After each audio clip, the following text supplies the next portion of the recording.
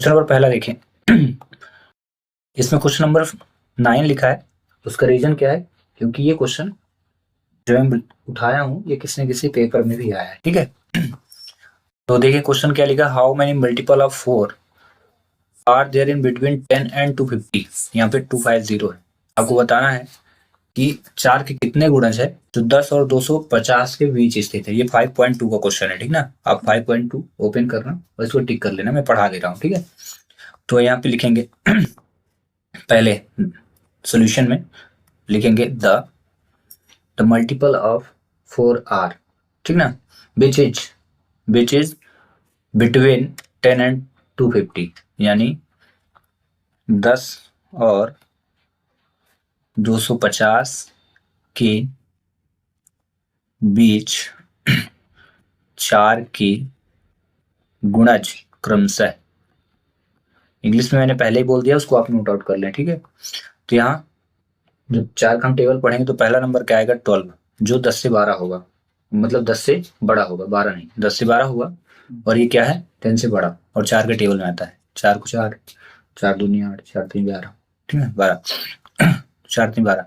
फिर इसके बाद 12 के बाद क्या हो जाएगा, 4 ऐड कर दिया जाए 16, फिर 20, फिर 24, ऐसे करके आपको लिखना है 250 तक, यानी 248। जो 4 से डिवाइड होगा वही लिखना। 248 4 से डिवाइड हो जाएगा, लेकिन 250 डिवाइड नहीं होगा।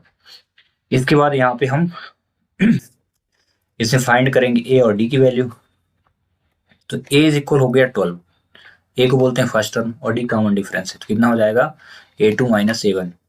ठीक है, इज इक्वल A2 गया 16 minus 12, then become what, the value of d is equal 4। ये हो गया डी की वैल्यू। आगे समझ, डी की वैल्यू आ गई, और ये जो है ना ये AN है, यानी इसको लास्ट टर्म भी बोलेंगे आप।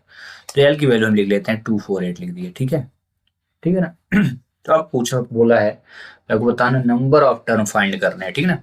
हाउ मैनी टर्म पूछा है, तो हम इसके लिए फार्मूला लगाएंगे। L is equal to a plus n minus 1 bracket d, last term का फार्मूला है। ठीक है,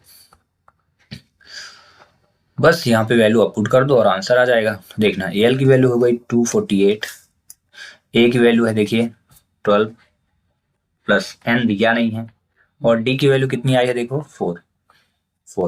12 को इधर लाइए और सब्ट्रैक्ट करिए। 248 minus 12 is equal to n minus 1, bracket में रखें 4 को। ये सब्ट्रैक्ट हुआ तो कितना हुआ 3 6, ठीक है, एन माइनस 1 ब्रैकेट 4 रखें। इसके बाद इम्प्लाइज ले लेंगे हम और 4 से डिवाइड करेंगे तो 236 अपॉन 4 हो जाएगा, और एन माइनस 1 डिवाइड करें। ठीक है, 4 पंचे 20 और 4 नहीं 36, ठीक है, एन माइनस 1, ठीक ना। 59 माइनस 1 इधर आया तो प्लस 1 हुआ, इज इक्वल एन। तो 60 इज इक्वल क्या हुआ 10 इज इक्वल क्या हुआ 60। ठीक है, तो आंसर क्या हो गया 60। ठीक है ना, पहला क्वेश्चन हुआ कंप्लीट।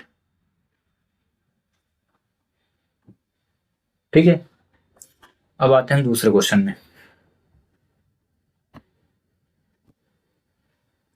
क्वेश्चन नंबर सेकंड रहेगा। ठीक है, ये क्वेश्चन नंबर 10 है, किसी न किसी पेपर का है, पेपर में आया था, मोस्ट है। इसे बोला है find first term and common difference. ठीक है, दोनों चीज फाइंड करना है। तो देखें इसको, ये भी 5 चैप्टर का ही क्वेश्चन है, 2 नंबर में आया था। ठीक है, तो यहाँ ए की वैल्यू आप लिखेंगे 3, डी कैसे निकालते, फार्मूला रहेगा A2 माइनस A1। A2 की वैल्यू कितनी हुई ये देखना, इसको बोलेंगे A1। ठीक है, ये क्या होता है A2, फिर ये क्या होगा A3, तो हम A1 A2 रखेंगे तो 1 माइनस 3, सब्ट्रैक्ट हुआ तो कितना है 2, तो ये आ गया। तो बस इतना ही तो पूछा था, फर्स्ट टर्म बता दो और कॉमन डिफरेंस बता दो, तो आंसर हो गया। तो डी इज इक्वल क्या हुआ -2 और ए इज इक्वल क्या हुआ 3। आगे समझे। चलिए अगला क्वेश्चन, एपी में आपको पहले क्वेश्चन लिख लेना है। सोल्यूशन जब करेंगे तो क्वेश्चन लिखेंगे, एपी क्या दिया 2 7 और 12 डैट डैट डैट। ठीक है, यहाँ पे ए की वैल्यू कितनी हो जाएगी, जो शुरू में होती है वो ए की वैल्यू कहलाती है। ठीक है, रही बात डी निकालना, तुरंत ही आपको फार्मूला क्या होगा A2 माइनस A1। A2 की वैल्यू कितनी हो जाएगी 7, तो 7 माइनस 2 करेंगे तो इज इक्वल कितना आया 5, ये डी हो गया। आगे समझ में? ठीक है। अगले स्टेप में यह बोला 10 टर्म है यानी 10 पद हैं, यानी पद का जब मान दिया हो मतलब वो n की वैल्यू है, n कितने हुए 10, तो बोला एस एन फाइंड करो। तो चलिए s n is equal to sum find करना, बोला ना sum. S n is equal क्या होता है n अपॉन टू ब्रैकेट, फार्मूले भी याद करना, n upon two bracket 2a plus n minus 1 bracket close करके यहाँ पे d लिखना है। ठीक है, n की वैल्यू कितनी है, अब आपको यहाँ से वैल्यू देख लेना है, यानी जो मान दिए हैं उनको देख के रखना है।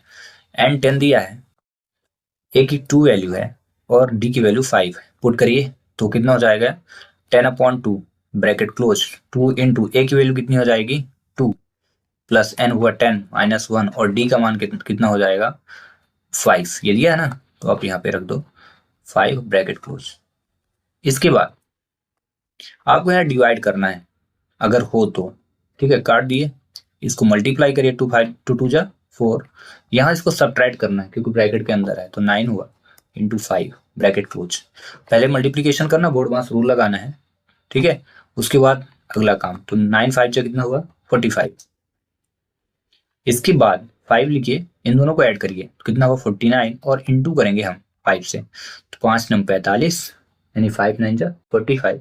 अब 5 चौको कितना होता है 24, ठीक है, 4 कैरी लेना है, 5 4 जा 20 और 4 24, ठीक है, तो करेक्ट आंसर क्या होगा 2 4 5। आगे समझ, इसी प्रकार से आपको सॉल्व करना क्वेश्चन को, लेकिन ध्यान रखें हम क्या किए ऐसे करके आए, ऐसे से कर रहे हैं, देखिए ऐसे किए फिर इधर आ गए क्योंकि मेरे पास कॉपी में काफी स्पेस था इसलिए किया, बट आपको वहां जब एग्जाम में करना है ना तो इसी के नीचे जहाँ ये है ना आगे नीचे ही कर देना इस सोल्यूशन को, ऐसे नहीं यहाँ से आप लगाना, ऐसे नहीं इक्वल पूरा नीचे ही कर देना, थोड़ा कॉपी भरेगी तो भर जाने देना क्योंकि 32 पेजेस की कॉपी मिलनी है आपको, ठीक ना, काफी कॉपी रहेगी, आप खूब सुंदर लिखना, बड़ा बड़ा करके लिखना, खूब जैसे देखने वाला खुश हो जाए, ठीक है।